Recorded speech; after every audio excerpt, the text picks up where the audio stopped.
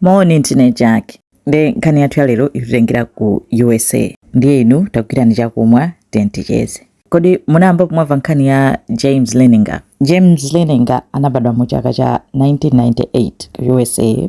Makolo ake anali Andrea ndi Bruce Leninger.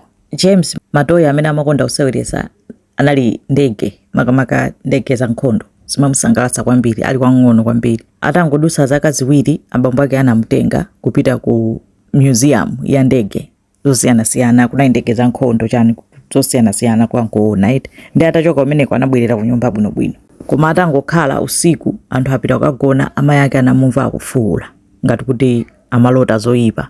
Koma zomwe amafuwula amayankhula kuti aircraft on fire, little man can't get out. Plane on fire, little man can't get out. Amayi ake anathamanga kupita umeneko, mwana ndi chani akufulukuta kukhangati kuti akuchita mantha ngati afuna kuthawa kumangotani. Anapanga calm down, zinatha. Next day usiku kukuti agone chimodzimodzi, plane on fire, little man can't get out. Amayi ake mwana ikodi ndi chani tayi zonse akuseweretsa chani, akuseweretsa ndege masana matoya ake aja. Ndiye basi azikhala kumakhangati akupanga check ndege ija chitseko chani kuti chilichonse chili m'malo mwake. Ziya zomadabwitsa kuti anazionera kuti ndati panali pena pake ponera kuti panali chinthu choti amayi ake anamuwuza kuti I think that's a bomb. Mwana kuti bomb ya ndege angasi ndege za nkhondo matoya ake. Ndi anawayankha amayi ake aja kuti no, it's not a bomb, it's a tanker. Amayi aja anangoti okay, koma ati amadabwabe kuti mwana every night akulota zoyipa, akuyankhula zomwezo, little man can't get out. Mangu kudubuzika ngati afuna uthawa. Nde mpaka anayamba kusakasaka kuti kodi angakapeze chithandizo kuti anali anthu kuti achikhristu kwambiri, anapita ku chechi kumeneko amangoti mwina mwana akungolota basi zimpemphererani. Koma amaona kuti china chake chili missing, akumakhangati akuyankhula zakale kwambiri. Nde agogo ake amwanayo anawuza amayi ake kuti mwana wanu yutu zomwe akupangaza akukhangati kuti akukhala moyo wa wina wake, akupanga zinthu ngati china chake choopsa chinamchitikirapo. Kapena mumaonera za nkhondo?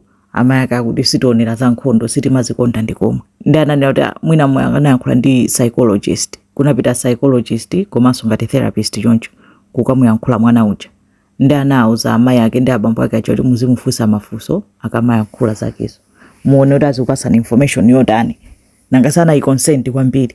Nde anayamba kumfunsa kuti kodi ukamanena kuti ndege ikugwa kuti?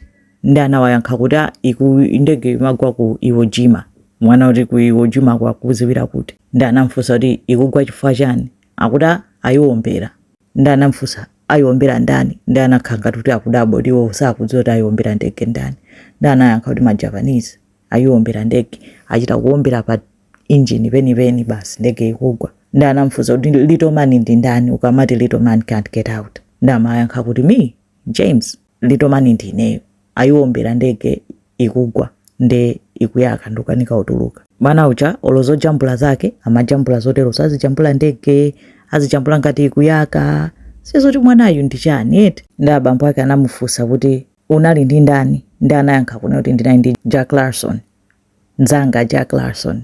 Sindiuziwa kuti ali bwanji koma nali ndi Jack Larson. Akamajambula ndege zakezo amalembapo kunena kuti James 3. Abambo ake anamufunsa kunena kuti ndegeyo imachokera kuti? Ndi anayankha kuti ndegeyo inachoka pa aircraft carrier, chishipi chonyamulira ndege chotchedwa Natoma. Anayota ninachoka pa Natoma, ndinakwera ndege imauluka, koma ma-Japanese anayiwombera nthawi ya nkhondo. Nde ndinagwera ku Iwo Jima, inachita crash madzi, nakanika kutuluka mukuyaka. Abambo ake ndi mayi ake analemba zonse zija kusunga information kumpasa zonse. Mpaka James anakwana zaka 11, zoyankhula zake sezimasintha. Zochitika zinali zomwezo, ma nightmares, little man can't get out, plane on fire, nthawi zonse. Ndi pamenenso kunabwera no psychologist amene anali ndi expertise yokhudzana ndi reincarnation, mkwamba utani kufufuza kuti kunali aircraft carrier dzina lake Natoma, anapezadi kuti kunali SS Natoma. Iwacha SS Natoma mwanayu anadziwa bwanji? Kwamba nokufufuza pa Natoma paja kunena kuti panali munthu dzina lake Jack Larson. Anapezadi kuti yes, panali di munthu dzina lake Jack Larson nthawi ya Second World War kunkhondo against Japan. USA inatumiza SS Natoma ndi makari yawo ndege zawo chanchani zinapita kumene kuja.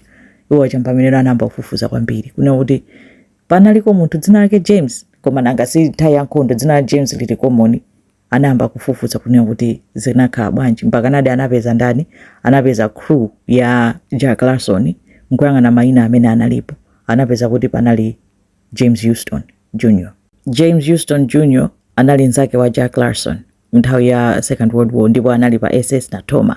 Pa 3 March 1945 anaomberedwa, ndege yake itanyamuka inatumidwa ku mission yopita ku Japan mbali ya ku Iwo Jima, inaomberedwa inachita crash, anamwalira. Atamfusa information ina ananena kuti ndili dazi bale yanga including sister, anali ndi sister wake akuti ndi abale ena. Inasandukano kuti nkhani inasanduka ya interesting wambiri kuti mwanayo akuyankhula zinthu zotetu zonsezo kuti anayamba yankhula ndi zaka ziwiri ndi anapanga contact anthu ngati achina Jack Larson mwayi wake anali akadali moyo. Nanga nkhondo yakalekale 1945 anapezeka kuti Jack Larson anafusidwa kunena kuti unali ndi nzako James, iye nkunena kuti yes nzanga James Houston anamwalira ali ndi zaka 21. Pa 3 March 1945 atakwera ndege ananyamuka kuchoka pa Natoma amapita ku Iwo Jima pa mission, anapangidwa shoot down. Ndi panali winanso amene aliso anachita survive, amene ndege yake nayi ikubwera mbuyo mwa ndege yomwe inali ku ndege yomwe anakwera Jack, ndege yomwe anakwera James Houston. Ananena kuti anamufusa kunena kuti iweyo unali pompo ndege inaomberedwa bwanji, tufuna tichite compare ndi zomwe akunena mwanayi.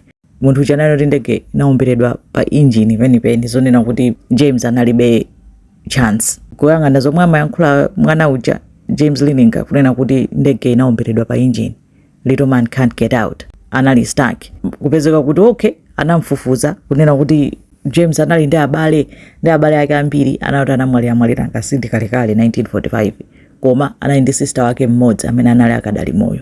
Nayenso atawuzidwa sister wakeyo ananena kuti ndifuna kukumana naye. Anakumana naye, anamfusa mafuso atatu anayi.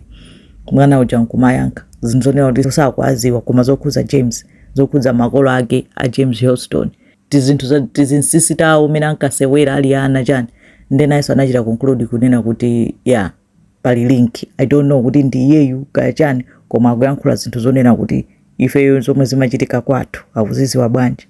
Ndena linkhani yayikulu kwambiri akuti agwedeza chikhulupiriro kwambiri cha makolo ake James Lininga. Nakazinda akhristu sakhulupirira reincarnation, ndezinawasokoneza chifukwa samvetsetsa kuti chinachitika nchani, koma iwo akudziwa zomwe mwana wawo zinachitikira. Mpaka na iye anali ma TV, mpaka na ma documentary, mpaka na analemba buku. Ndi nkhani yoti yotchuka kwambiri, ina amaitchula kunena kuti lone survivor, koma imeneyo ndi nkhani ya James Lininga. Alipo mpaka panopo, nkhani yake ndi imeneyoyo, kaya ndi iyeyo kaya mango panga imagine, koma ngati kuli kupanga imagine achita bwanji imagine my experiences option ngati ameneyo. Imeneyo ndi nkhani yawo zikomo kwambiri.